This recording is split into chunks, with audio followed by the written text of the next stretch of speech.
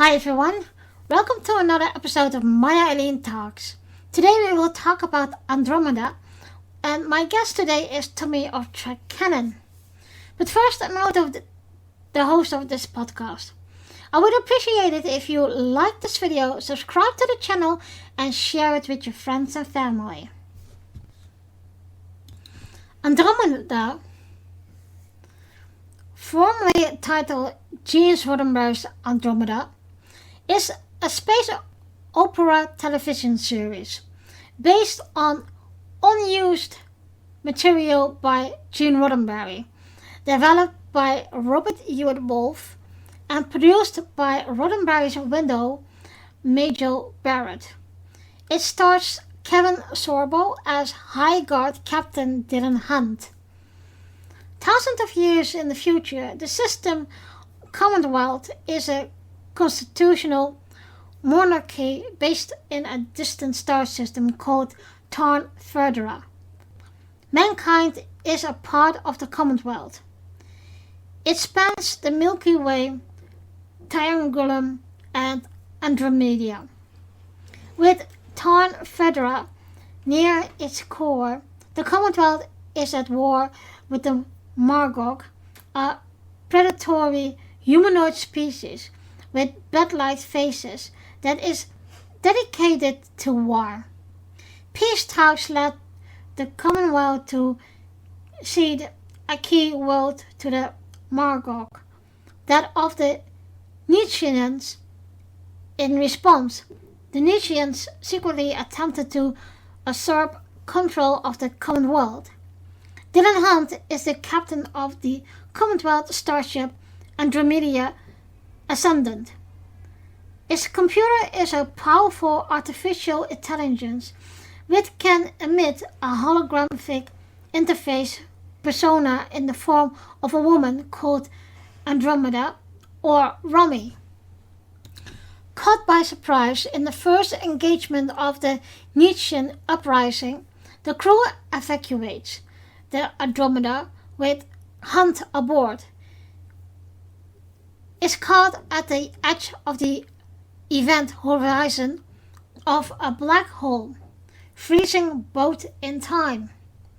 303 years later, in CY 10087, approximately 5167 AD, the crew of the salvage ship Eureka Morrow locates the ship.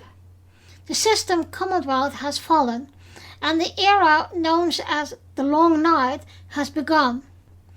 Hunt recruits the salvage crew to join him in an attempt to restore the system's Commonwealth and rekindle the light of civilization. The salvage crew comprise its leader, Becca Valentine, a con artist and expert pilot, a super genius engineer named Seamus Zelensky Harper, rescued from Nietzschean enslaved Earth by Becca, who can plug his mind directly into the computer system. Trans-Gemini, mysterious alien of unknown origin whose innocent demeanor hides a surprisingly old soul, and Raph Bem, a Margab who had adopted a non-violent Taoism-like religion called the Way. Raph being short for referent. The salvage crew beneficially brings along an insurance policy in the form of a Nietzschean mercenary named Ter Anasi. So guys, for the first episode in this new year, I have invited Tommy again. Hello, Tommy. Hello, Maya Eileen. What's up? Oh, busy at the end of the year, and with my name change, etc. It's hell of a busy time. Yep. Still got to get used to the name change. I'm telling you, still got to do it. Yeah, me too. last week I was talking with somebody and I used my old name in one of the sentences, and I was thinking, what the hell? That's my old name, not my real name. I don't know that lady. I don't know that lady. So yeah, it's for everyone. It's still yeah, still have to get used to. But they say all say it's a easier name than Orinda. I know in America there is a little town that's called Orinda, and that was one of my problems. A lot of people think I have been named after that, and I got a lot of people from Orinda in my podcast to ask, oh, I'm that and that builder, can I help you? And I was thinking, dude, my name is Orinda, not the town Orinda. Oh, that was so annoying. And you know the story behind my name, Orinda. So,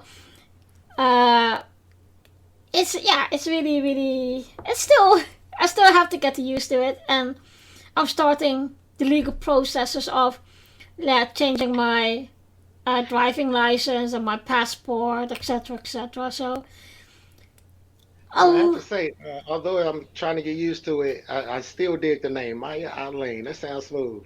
You know. yes, and it's in that way. I'm going to explain to you now. Sorry, guys, it's a bit off track, but okay, doesn't matter. We still have to catch up too. So my full name is Maya Eileen Gwendolyn Perry. Now, Perry is, of course, the surname of my husband. Mhm. And Maya and Gwendolyn are two names of my ancestors. Oh, that is And so. those ancestors are originally from Ireland. And they Nice. were uh, shamans and priestess of the tribe. So that I'm being a shaman, and I really basically walk around the whole world with my shamanism. If you look back also at my DNA test, my ancestors' DNA test, every country I am of, I practice shamanism in that culture. Mm, mhm. And so, but that's what they always say, because I had for a long time just Maya as my first name. And then they say, no, you have Maya Eileen. And there are a lot of people nowadays still who I still have to get used to, is that they think Maya Eileen is two names. And it is one name but that's fine. And, I Google what the name meaning is of Maya and Eileen and Gwendolyn. And if you see it on a spiritual term, it's very me in a way. Mhm. So I'm very proud to bear the name Maya Eileen. So now you Well, know that story too.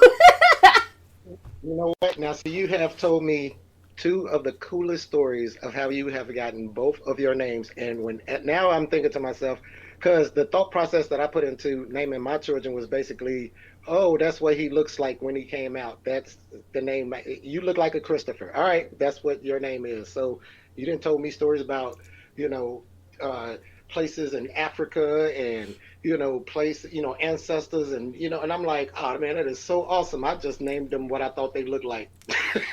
Yeah, but that's, don't forget that, Tommy. That is also a good thing. Yeah, maybe it can be a total uh, name that is just regular, but you have put the name with your gut feeling. Hmm. And Hmm. not many people doing that. Okay, that's one way to look at it. Thank you for making me feel better. See, that's why we so awesome together. And Hmm. if you still want to know what the names are meaning, spiritual way, and just in general, just Google it. Yeah, well, Andromeda. The first Andromeda. first thing I like to get to is it is really, really something specific of Gene Roddenberry. Mm-hmm. Mm-hmm. And we all know Gene Roddenberry was the genius of Star Trek. But, and I read on Wikipedia, and I was told that in the intro team, that he made Andromeda and Earth Final Conflict. That is also an episode that I will do, Earth Final Conflict. Those are the series that was Gene Roddenberry's overfull creations. Like, he couldn't put that in Star Trek, so he did that. He had those two series as, I don't want to say backup, but for his other ideas, similar to Star Trek. So, yeah, what do you want to say about that? I feel exactly the same way. He also did another episode that wasn't science fiction oriented. I think it was like a cop show or some type of detective show that was a lot earlier than that. But as far as the science fiction shows go, yeah, I think that he kind of wanted to branch off, into areas that was different than Star Trek. Hell, he's talking about Gene Roddenberry using those as a vehicle. Yeah. During the whole series, you can see a lot of influence of Star Trek in it, and but I do think, and I don't know what you think about, is that how far are we going into seasons, and I especially saw that already after season 2, but more in season 3 and 4, is that it becomes very dark, and it reminds me a bit of Deep Space Nine, but also it was more military assigned than, and we spoke this exactly the same example with Sequest. Yes. I think that for some reason people seem to find, and when I say people, a lot of viewers, they seem to find it more exciting when there's conflict like that, instead of the conflict of interpersonal things, like with dealing with society or dealing with things like that. I think a lot of people find that to be too divisive, I think. So, but everybody, sees the explosions and the ships flying around and fighting as being, a nice form of escapism, I would say. Yeah. Talking about the ship reminds me of the Orville. Beautiful, right? Oh, yes. And later on, I'm thinking about in season 3 somewhere, they color it. Not totally, but it was with red lights and blue, and I was thinking, wow, that is really beautiful in a way. Mm-hmm. It's funny that you make that distinction to Orville, because we know how big of a Trekkie Todd McFarlane is. McFarlane is, right? And that being said, I know for a fact he would have watched Andromeda. He would have watched Earth Final Conflict. You know what I mean? So I'm pretty sure Seth was like, ooh, that ship, I can't do something, that would look too much like a Federation starship because, copyright and all that. But I'm pretty sure I could mess with the Andromeda ship design and, make it just as, like, sleek. It was very ergonomic, very flowing. Yeah, they look very similar. Mm-hmm. Yes, they do. I love the ship design. I love the ship design, yeah. And, well, let's talk first about, and this is the first thing I told you when we spoke of doing this episode, Mhm. the Captain Dylan Hunt is, of course, for a lot of people, Hercules. Hercules. Yep. And is it so weird to see him as a science fiction captain? But he fights exactly the same as Yes! Hercules. Yes! Oh my god, yes! You know, it was so funny. I in some of the episodes too, I was saying, okay, um, Tyr, the Nevian, um, could be in this way also Hercules, but yeah, it's so weird to see him. Yeah, in that role as captain, and not even as captain, but it's like, okay, he is this high function man from the Commonwealth, Mhm. and he does this, and he has a ship of mercenary people who has their own, and pirates, of course, because Becca was the first real pirate he encountered. Mhm. And but what I really love about that crew is they are so different, but also like a crew. And you see that very much also in Star Trek. Yep. Especially Voyager. Yeah, yeah. So, what was your thought when you saw him as a captain? I think that for the first few episodes, I had to get up because I was a really, really, really big Hercules and Xena fan. Like Mm, I was a big fan of them, right? So it took me a few episodes to see Kevin Sorbo as Captain Dylan Hunt. yeah. It took me a few episodes, but I think he played the role well. Yes. He brought charisma to the part. When it was time to be serious, he brought that. He brought comedy to the part. He was a very versatile actor in that part, just like he was Mm, in Hercules. yeah. Um, do you if you are looking to the aliens in this series, I notice it's so similar to Star Trek, and they even use the Zindi, and the Margok looks also very similar.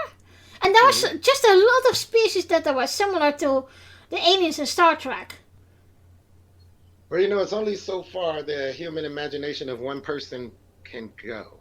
You know what I mean? Mm, So if you think of all the aliens that Gene Roddenberry and his writers had to come up with just in that universe alone, and then to think about all of the other stories that he's written to try to be different from those aliens, and then to sit down and try to write a new world in Andromeda, it's going to have some overlaps, I would think. Do mm, you know what I mean? But mm. yeah, there was definite correlations and similarities between, some of the aliens in Andromeda, some of the cultures especially, and even stories that it was in Star Trek. Yeah, yeah, I noticed that too. Yeah, and talking about so familiar aliens, there are, and that's what I had to think about that. There are a lot of well-known actors, but also not well-known actors in Andromeda. The funny part was a few days ago I was watching a whole set of episodes together with my husband, Mm. and we saw, of course, a lot of famous people in it. And he said that he was constantly on Google or IMDb to check where the actor had played in. Mm. What was really funny because yeah, that's how we know them, of course. But do you think this has it it brought me the feeling of what I saw in the Orville. You know that person Okay. very well, or in a Mm. similar sci-fi movie or film of a series, Mm. and then he does this like a some kind of a low budget different kind of a science fiction series, but also not. So You know, that's another way that I know Seth was really into Star Trek because if you look at Andromeda, right? Andromeda has so many actors, famous people who would become famous and stuff like that, but at the time were famous, but from other shows, notably Star Trek and Stargate. A mm, lot of those actors appears yeah, in Andromeda. Hmm? yeah. Do you think that had helped the series to get lifted? Oh, of course, because as soon as I seen Tilk, okay, spoilers, you know how I am with, you know how I am with spoilers. I was like, no way, man, Tilk. Oh snap, they got Daniel Jackson. Oh look, Yeah. yeah, yeah. I was all right with that. Yes, yes, because it was exciting. You'd be like, okay, especially during the time that I watched Andromeda, um, it was airing on TV on the sci-fi channel, right? Mm, And so they had commercials and everything, and at the end of the episode, they show a preview of what's going to be coming up the next week, right? yeah. So, in the preview, you'll see somebody who you'd be like, "No way, they're going to be having this person," in the episode, and so of course you're even more ecstatic not only for the story, but how this person that you love from another show will fit into this story that's forming a place in your heart now. So it was always pretty cool. Yeah. I must say for that time, the special effects were very. Yeah, we're talking about 19. When Andromeda came out, what, 2000? Yeah, 2000. Yeah, yeah. Wow. Yeah. Over 20 years Now ago. we're feeling old. Oh man, you didn't make me feel real old. I'm like, hold up. Oh I'm not that old. my gosh. Yeah, man, over 20 years ago. Wow. Yeah. And I'm sitting up here talking about I was watching it on TV. Now. Yeah. And now we have streaming services. Hey, don't start with me. Don't start. I'm old. I admit it. I'm old. um, let me see. Well, the whole Andromeda reminds me of a mix of Star Trek Babylon 5, Battlestar Galactica. How do you experience that? I could see how you could make that comparison, especially in like the first season. Mm, I think after the first season, it took on a whole, I think, entity of its own. I think it took on a whole identity, of mm, its own. I think yeah. but in first season definitely had very strong ties to those shows. You Yeah. know, I definitely could see that. Talking about things that changed in the whole series, Mm. have you noticed that in every season how they changed the appearance of the crew?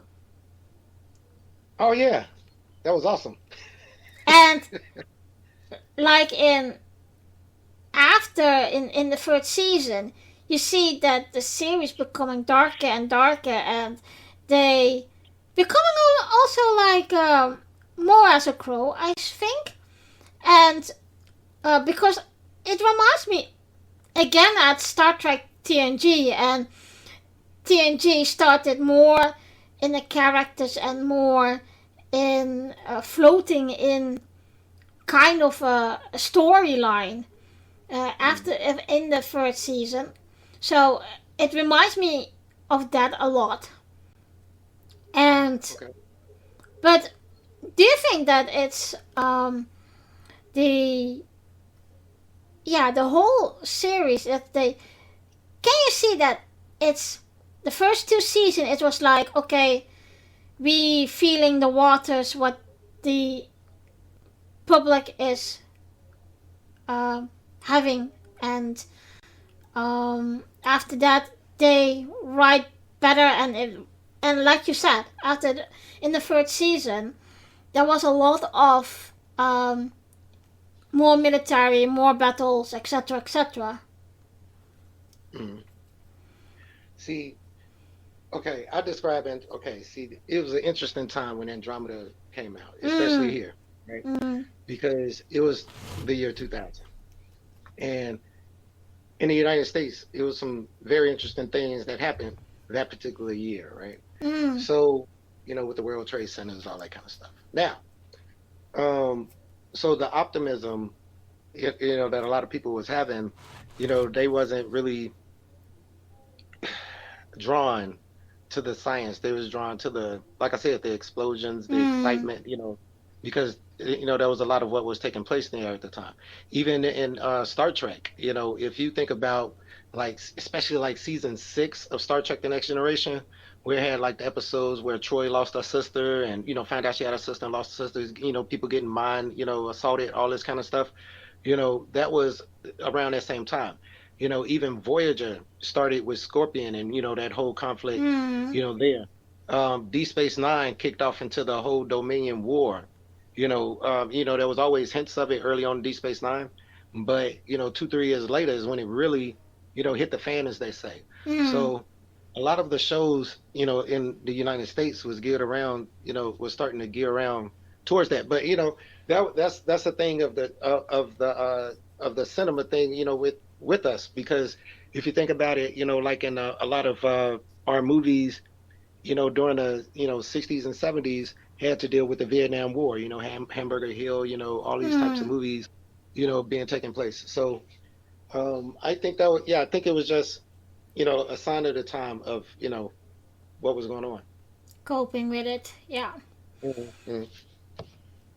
But the good thing about Gene Roddenberry and Major Roddenberry had a lot to do with Andromeda being put on TV as well. A lot of his shows, although the theme, some of the themes may start to get darker or more militaristic, the overall aspect of it has always been, okay, we're going to overcome these things. How do we get past these things and go back to exploring and meeting people and doing good and and helping people, even in the darkest of times. In Andromeda, when they was in the darkest of times, what they still doing, trying to reform the Commonwealth. Not trying to reform the Commonwealth because they got an enemy. Yeah, that happened later, but he was trying to reform the Commonwealth because of the good that they can do. The whole reason he was able to do it was because of the good the ship was running around doing. You know what I mean? So I think you got to take it, both aspects of it. I think that Captain Dylan Hunt was more like a little light in the darkness, if I can say it like that. And I think that is also what he represent, and what at that time, what everything happens, what I think people needed, the hope, and the whole feeling of staying together, and together we're strong. Andromeda is the ultimate space Seven Samurai movie. I mean, we get all these misfits together, and we end up just doing good and defending the galaxy against this crazy universe-killing planet, multiple planets, same thing. We trying to stop this prophecy that Tran's talking about. We got, that's what I've always seen it as. And to me, it was more like you think it's like you lean more on the side of it being more towards the Next Generation. Me, I lean more towards the side of it being Voyager, because Captain Janeway lost most of her crew. The important people anyway. And now she got these people who come aboard, and now we got to make it work. Y'all got different ways of doing things, but we gotta, ultimately we trying to do this Starfleet way. Yeah, yeah. Talking about Harper, the one in engineering. I think he is one of the fun note in the whole crew, but he also reminded me as at Lieutenant Stamets. Yes, and Harper Harper to me. See, okay, Stamets, I can see that, but he reminds me of a of a dark Kaylee from like. Hello. Yeah. Okay, sorry about that. Another call, no problem. But he reminds me of a dark like Haley from Firefly. You know, Mm. he's a true grease monkey. You know, he's not the smartest, but when it comes to the ship, to just basically figuring out stuff, Mm. and he's a horn dog too. Yeah. He's a He is can be pretty annoying, but he's also very funny. and he saved the ship so many times. Yeah. You know, Harper, Harper, Harper is like he's also like a Rodney. Rodney's all super smart, but as far as the Mm. character, he seems real cowardly. But when it's necessary, Rodney He steps will up to the do it. plate. Yeah. Right. Harper seems, he's always running around, always trying to, hide and all that stuff. But, I didn't see episodes where Harper was like, look, man, we just finna, we finna do this. He didn't step up to the plate and did it. Pull something out of his, fourth point of contact to save the ship, make something to make Rami work. He Mm. he did. He if we go talk now a bit about Romy and Andromeda as a computer. Um, Now, it's I think this is one of the first, but also I don't know. I can't remember or know a sci-fi series or movie that the computer is two or three persons. that was so unique to that show. And I've seen quite a few shows, and I have no recollection of where the battleship has an avatar that goes with the captain Yes. or walks around the ship. That was such a unique, and can actually communicate with the ship and be like, "Hey, man, you thinking strange ship?" Mm, you, you, mm. And I think that you is know, one. That was one of the special things also from for Andromeda, because there is now not even in Earth final conflict mhm. that you have a ship with a computer that is three persons in a way, and then like that communicating all over, and uh, because in one thing it was strange, you have a hologram of Andromeda, and you got Mhm. the physical Andromeda that we call Romy, of course, Mhm. but there is nowhere in science world that is something having a computer like that or a ship like that. Exactly. Made it so unique. Yeah, that's basically if like on the Enterprise, instead of saying computer, it'd be like data. Data's the Mm, computer. Data's walking around, and we got a EMH data, yeah, and they all serve a specific purpose and can check each other. yeah. That's just awesome. So we That was an have awesome. yeah. So we have this Nishians, of course, also on board, and he is the big stuff, as we call it. Hmm. Um, what do you think of his character? I must say, he reminds me of someone from um, like the Vikings or um, oh, what was that called? The House of the Dragons. Okay. I got you. The Targaryens, I believe. Yeah. Okay, I got you. I can see. All right, I can see that totally. With Tyr and Asazi. All right, okay. I loved Tyr and Asazi, and I hated Mm, Tyr and Asazi. mm, Now, if I'm capable of both of those for a character, that means that character was superbly written. Because the only other person that I could think of in that fits that mold is Garrick from Deep Space Nine. I love Garrick, but I hate Garrick.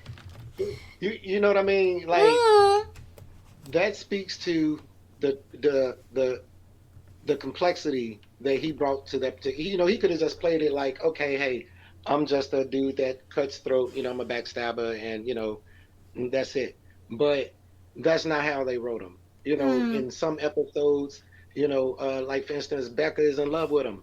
You know, in the other episodes, she want to kill him mm. because in one episode he done saved the galaxy or some planet or some group of people or some town, and then or the ship, and then in another episode he didn't betrayed everybody because of his son. Like or his people. So he was just a cool character to me. Yeah, it's sometimes I would say mental because, like Jason Isaac, he could be very mean in Hmm. one moment, and the next moment he is very sweet and sugary, and, Hmm. you know. Yes, So that's what I but always said that. he was always calm, calculated. Even when he burst out in rage, he always was really good at trying to pull himself back to Mm, being like, oh, okay, hey, listen, I'm gonna contain this and I'm gonna stay on what I really need to do. But yeah, understand you're gonna die later. Tyr was one of those people. He was when he lost it. Yeah, he lost it, but he was very thoughtful, very controlled. mm, When people asked, his way of looking at things was real, just straight to the point. Like, hey, look, um, either these people got to die, we gonna die. Look, we can't save everybody, mm. Didn't he? when when Dylan said, hey, let's try, Tia was like, all right, well, that's what we gonna do. We gonna try then, fine. Mm. Didn't he also help Harper with his anxiety for going on adventures? Oh yes, he did. He was brilliant. Like I said, man, real direct. Yep. Well, Yes. sometimes you need that. Yes. And that is maybe no, it's not a weird comparison. What I'm going to do now, it's still something I need to get used to here in England. Mm, The people here are always going around, and not coming to the point. They are too, well, I don't want to say nice, but when I am straightforward. I'm direct because I'm mm, I'm Dutch, and not only that, but I mean like they think it's rude, and if I tell them no, I am from the Netherlands, and I'd rather have you get straight to the point mm. than going around and sugarcoating it because I hate that. And you can't get to the point with if somebody is not straight and direct. We So, call it beating around the bush. mhm. Hmm. And that's what I had with Tyr as well. He was the one who said when everyone was talking together or uh, that I had to make a decision. He was straightforward, and he summoned on the facts, what was really going on, Hmm. and to get to that point of okay, now we can make clear decisions. And whatever clear decision it is, though, please understand that the one y'all need to choose is the one that ensures my survival.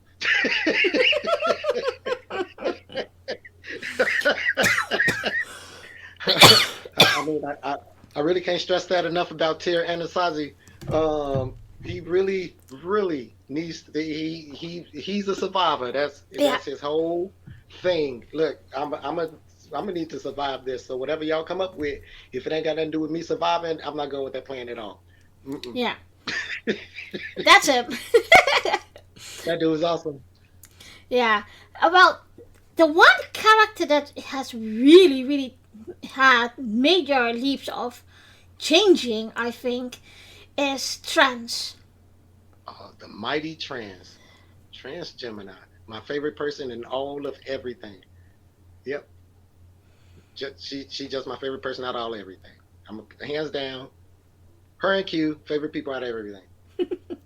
But also, like, not only that, how her character is developing, but also, like, if you see in the first season, and I also thought in a lot in the second season, she is this happy-go-lucky girl with a lot of colors, and then she changed. And then she changed. I don't want to say, I would almost say, like, gothic. Yes. Yep. And Yep. I had the feeling that Gene Roddenberry was creating her from another character on Star Trek, but more like it's you jump in the deep of a character and she grows so much that she is so mysterious. Oh, look, let me tell you. Okay. Remember how in Voyager, remember when Cass first came on the ship, she was all innocent, innocent and cute and, little elf-like, and then as the series went on, she became different. Older Cass was a lot different. Older Cass was trying to destroy everything. Right. Now, when we talk about trans, okay? Trans, she came on the same way, all elf-like, woodland creature, innocent and, seemed like she had, well, not seemed like she was super mysterious, all of that stuff, right? But then you have to think about it. You have to be like, okay, we need to make her a little older seeming because when we tried that with we tried that with Kess, it didn't work, so we had to bring in 7 and 9. Yeah, we gonna need to make her a little bit older because she seemed way too young, and that's not really appealing to the guys of the demographic. Because when she turned different, she was all right with me. At first, she was like, "Oh, she's so cute. That's like my little sister." Later, trans, I was like, "Oh, trans, I'll marry you. Come here, let's get married." See, yeah, I always like her in the way of she has something. She conducted the sci-fi. Yeah, what you said. It's she likes almost like an elf, but she's also so much more for the whole crew that she is so mysterious. And now don't start talking about trans because you know how I am with spoilers. You can make spoilers. Hey, you can make spoilers. It's after 20 years. Somebody had to watch it. We're allowed. They'll be like, if you ain't seen Andromeda in over 20 years, man, something wrong. It ain't no spoilers, trust me. Okay. Trans is the ultimate, like, Madam Web of Andromeda. I've often wondered, like, especially in the early episodes, no matter what situation that they're in, trans always seems happy. Like, it's very few things that trans gets, like serious. And when she's serious, people be like, oh, okay, trans, okay. But I used to always wonder that. And the only thing I could think of was, like, this girl she got to harbor some kind of power that could get her out of anything. And come to find out, like any situation she gets in, what is she gonna die? No, she's literally eternal. She's a sun. You know who she reminds me now of? A Katarian. Who? Katarian from Star Trek. The cat-like. Yes. Yep. I agree with that. Yep. It's powerful, just going about a day, but just super powerful. And wise in a way. Well, because, and I didn't, there was this episode, I think that was in season 2, that she came from the future, I believe. And the current trans had to die or whatever. And she took over, and that was the turning point, that trans became this mysterious being. And more mysterious. I think she was always mysterious. Yeah. She does. And Tira didn't even mess with her. No. But let's talk a bit of the other storylines in the way of, for example, politicians. Oh, before we continue though, I gotta ask you about Becca. What you think about Becca?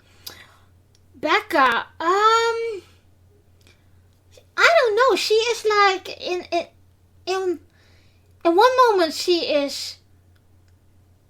If I'm going to compare this or with Star Trek, in one moment she is this Starfleet person. In the other moment she is this pirate, and there is no, you can't get a conclusion on her who she really is. Like they didn't know where she should fall in the storyline. More in the way of she can, for example, if you put her on a mission, there are two outcomes. First, she could do it the right way, but she also can go to the wrong way, like in Star Wars, light side, dark side. Okay, I got you. And she had nice moments, but there were also things that I was thinking. And then again, guys, that was typical Gene Roddenberry. Gene Roddenberry put us a mirror in front of us, because that's, you see, for example, Becca was coping with addiction, or with love failure, or whatever. It's just so nowadays what we as human had to go through. She was, in that way, she was very human to me. Yeah, and she did have a cool dad.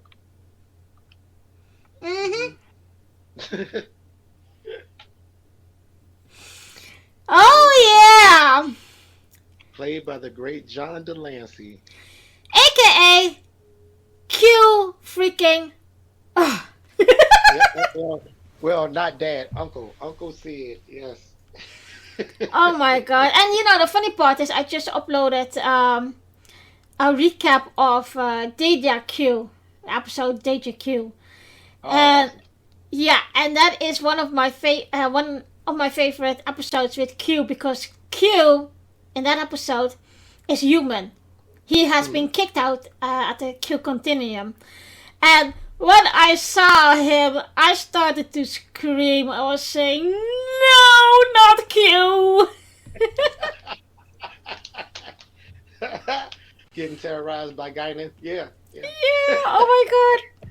It was so funny, and we would say it because I heard about people saying, yeah, there were a lot of well-known people, celebrities in Andromeda, but then he came on the screen, and my first experience was, okay, damn it, it's Q.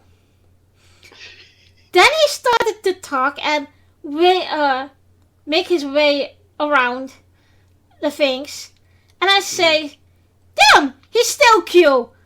Yep, still Q. It's still Q.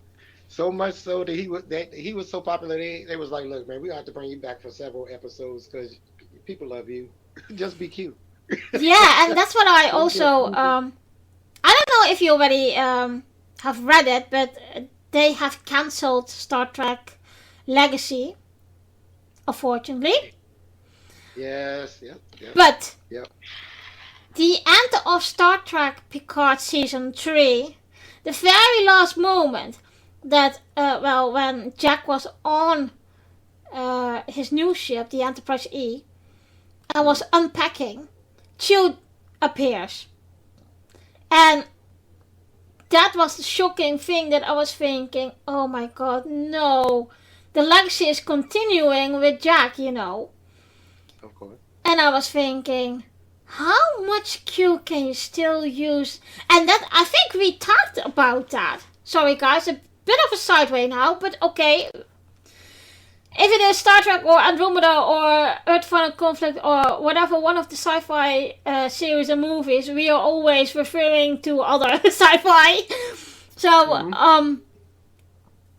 I was thinking, and we talked about it. I can't remember in what episode it was, but we talked about it that if they want a younger Q, they probably ask his son, Kieran, who played also the Q Junior. Yep, and Voyager, yeah. Yeah, I don't. What are you thinking about that? Should they make another series with Q in it? Well, of course, because they're the Q continuum. Or are they? And I'm thinking about it now. Do they need to make a Q series? Oh no. No, because there would be no conflict. Well, if I guess they could, but I think it'll be beyond people. Like, okay, think of how they had to display the Q Continuum's Civil War. The only way that they could really display that was people fighting in the old muskets and all that time, but the weapons they use in destroying actual galaxies and stars and all that stuff when they fighting. Yeah, but would it be not like more a strategic game? Like if you have two parties of Qs, one Q, or once again I'm going to refer it as Star Wars. You have the rebellion and you have the Empire. And they are conflicted with each other. Wouldn't it be interesting how to see how they would fight each other with Q powers and how strategic they have to be? Okay. Do you remember when Q was chasing that other Q that had tried to commit suicide? He was chasing them all everywhere. Okay. There was no strategy because they're so powerful, right? Okay, so I'm gonna go down to the subatomic level. I already know where you at because I'm Q. So I'm gonna go down to the atomic level. Okay, well I'm gonna become an ornament on the Christmas tree. I already know where you at, man, because I'm Q. No matter where you go, no matter where each of us go or what each of us do, we have a way to counter each other. Unless, because it's also been shown in TNG that if they all get together, they can bring down and kill some Q. So yeah, I'm with you on that. But it'll be pretty beyond what I don't know. That they'll have to do some pretty interesting juggling to be able to display godlike beings just doing their daily things in a show. You're like, okay, you come across a world that you want to change some stuff, snap your fingers, man. You ain't got to do no investigating. You ain't got to be asking why. You ain't got to go through getting captured and tortured. None of this stuff. No mind swap, body switching. None of that. You just snap your fingers. Moon falling out of orbit. Snap your fingers. Yeah, but we also know that even the Qs have a supervisor. True. So that in that way, it could be very interesting as well. We know how Q is getting watched when he doing stuff like that. So it would be nice to see if you take Q and another Q who have to clean up his mess, basically. How and we have seen how mighty the female Qs are. Yes. Yeah. It's gonna be an awesome freaking fun episode if we see how a female Q bash into Q. That's gonna be so. I tell you what, though, I am looking forward to that section 13. Section. Yeah. Yep, I am looking forward to that one. Section 31 or wherever. You know what I'm talking about. Yeah. Yeah. With Michelle Yeoh. I think they turned it into a movie. But They say it's a movie, yeah. So I'm yeah, just waiting how or what. And I must confess, I'm a bit lately back into Star Wars again because they got just Disney Plus. So I'm watching. We have last weekend we did a Star Wars movie marathon. We watched all 9 movies. So uh, and well, we're doing this today with Andromeda, but the next episode is about the Mandalorian. So how dare you being a Trekkie watching Star Wars? Blasphemy. Okay. don't you start, mister. I have to say it. Yeah, there are a lot of people who saying that, but it is, yeah, I have always say, okay, it's bull. You can be a Star Wars fan, but you can be a Star Trek fan. Why not both? You know what my husband is going to do? He's still going to do it this year at the Star Trek destination Star Trek here in Birmingham. The man, and I already told him, if you're gonna do that, I'll run to the across the room and stay across the room. I'm not I'm not with you that day.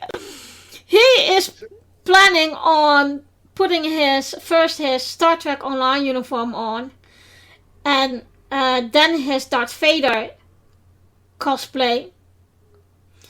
And the only You thing, trying to mix them? Oh no, no, no, and no. then the only thing you see in the first thing is you see only the Star Trek pips.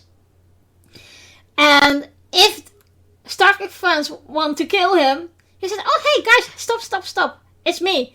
And then he will put off his Darth Vader costume, and then they see him in Star Trek, in his Star Trek uniform. Oh no, no, no. This, you know why That I say that? I will run across the room and stay out of the way. I'm not along with him.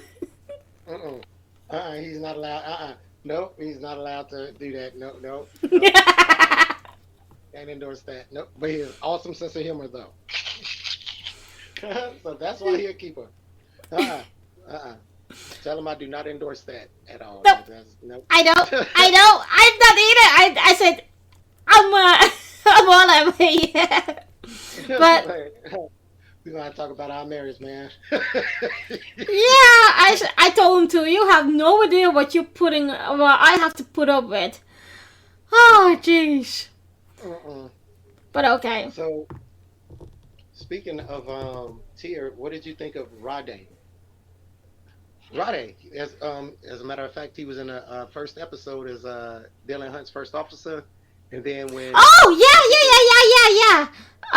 yeah, He reminded me of someone who played both parts in the way of yeah. How do I say this? He want to get all the credits in a way. Rade, oh yeah, I guess early Rade. You know he came back, right? Yeah. Hmm. Yeah. I don't know. I don't know what I think of him. I think having to betray everybody, because of that whole thing that got the whole war started. Hmm. Bad Rade. Later Rade when they met on that like desert penal world or whatever. Nice Rade. Hmm. If that Rade, that Rade that had learned from his mistakes. That Rade Yeah. right there. I like that Rade. That Rade was cool. So we have talked a lot about the characters of Andromeda. What do you think overall in like the surroundings where they were like in cities, but also in of course the other planets, and of course they had a lot of ground mission, but also and that's what I want to say. Um, the little fighting missions in space when they had those fighters, it reminded me a lot of Battlestar Galactica and also how they've been launched. Yes. Yep. Yes. I agree with that. They got a lot from battles. Also, did you notice that they didn't have phasers? They used rockets. Yeah, Yeah, rail guns, yeah, stuff like that. Their shielding was just these like little wing things that look real cool that folded out, to block mm, they wasn't as advanced as Starfleet, but I still dug what they did with the ship. The space battles were interesting. It had that Battlestar Galactica, old Babylon 5 graphics to it, you know, yeah. but it was still effective. I still love Yes, some of their choices in ships. I was like, wow, that's a nice design. I I said that the ship looks like also has very much similar as in the Orville, but there's Mm. also a lot of curves and design as in Sequest. Yes, especially the interior. Yeah, Yeah, exactly. And of course they do the, that. Of course a bit of because the space, the whole science fiction in space.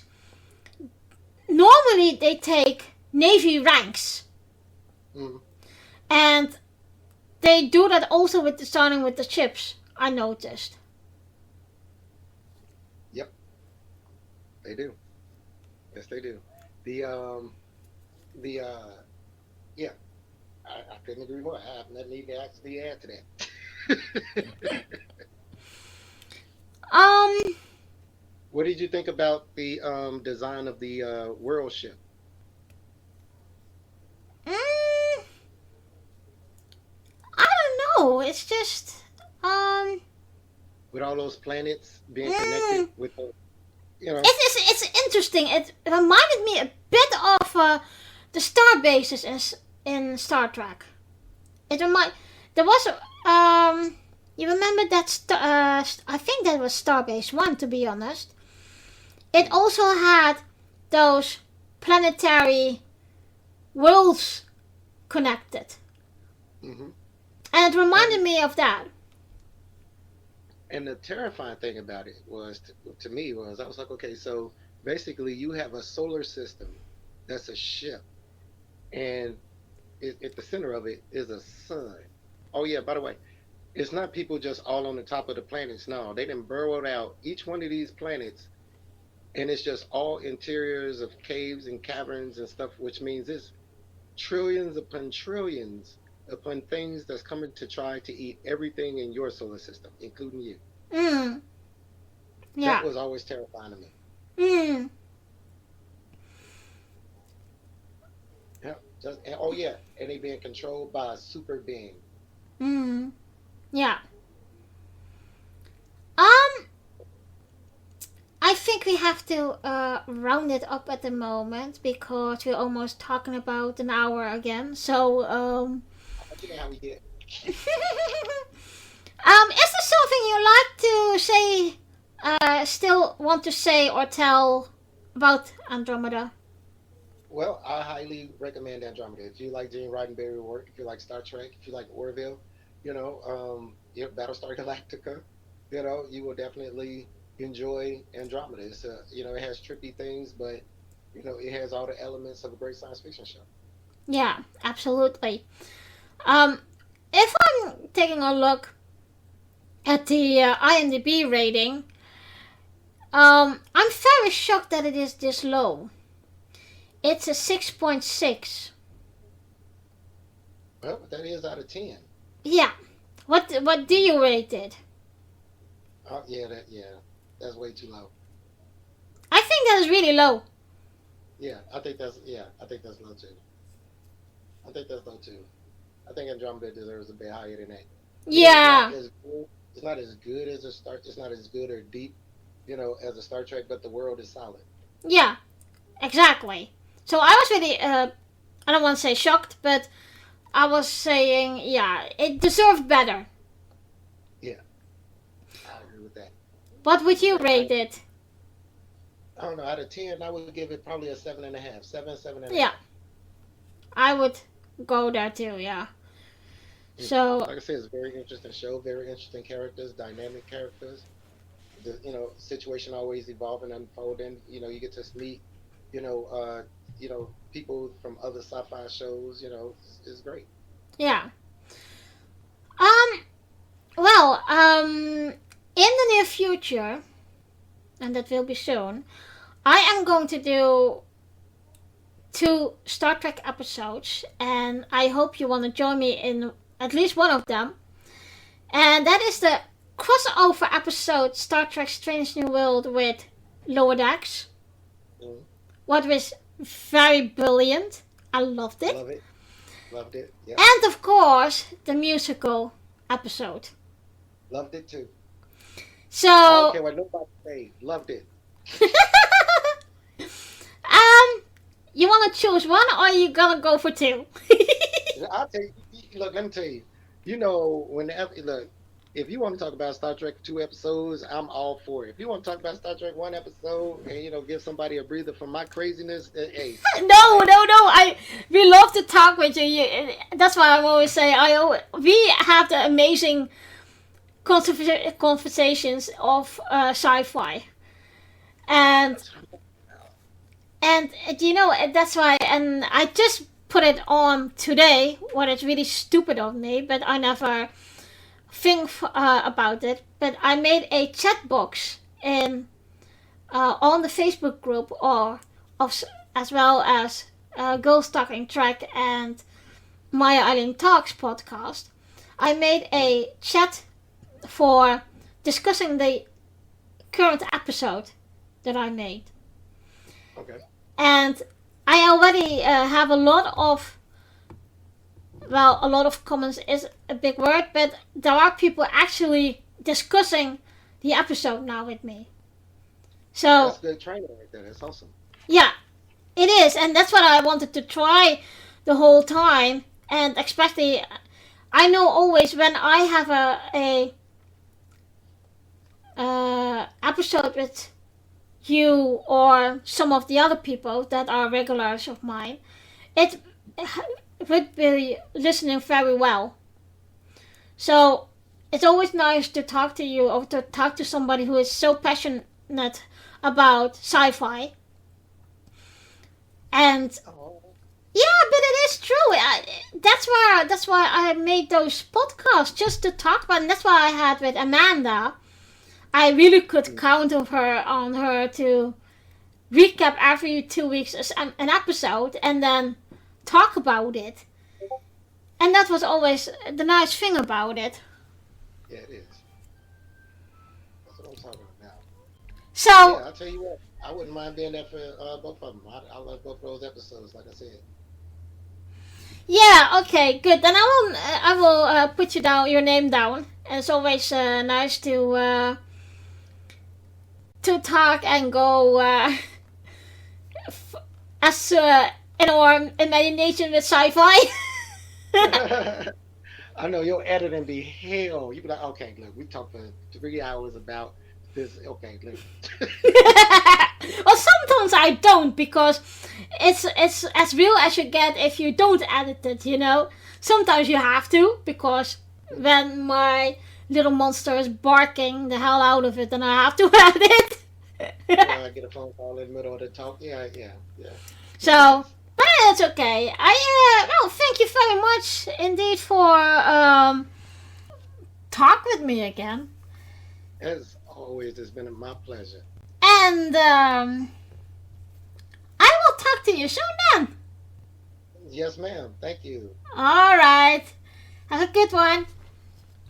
Thank you for listening, and join me in 2 weeks for a new episode of Maya Eileen's Talks. The next episode is about the Mandalorian.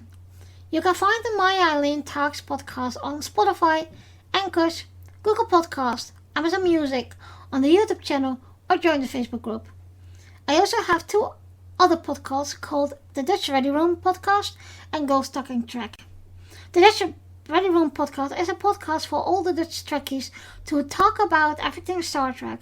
Of course, this will be spoken in my native language, Dutch. You can find the Dutch Ready Room on the Facebook group or the YouTube channel. Girls Talking Trek is a Trek podcast that I used to do with my good friend Amanda, but since her passing I am doing the podcast alone. so I'm still looking for another Trek friend who will and have the time to recap with me every 2 weeks an episode of Star Trek. At the moment I'm recapping season 3 of Star Trek TNG.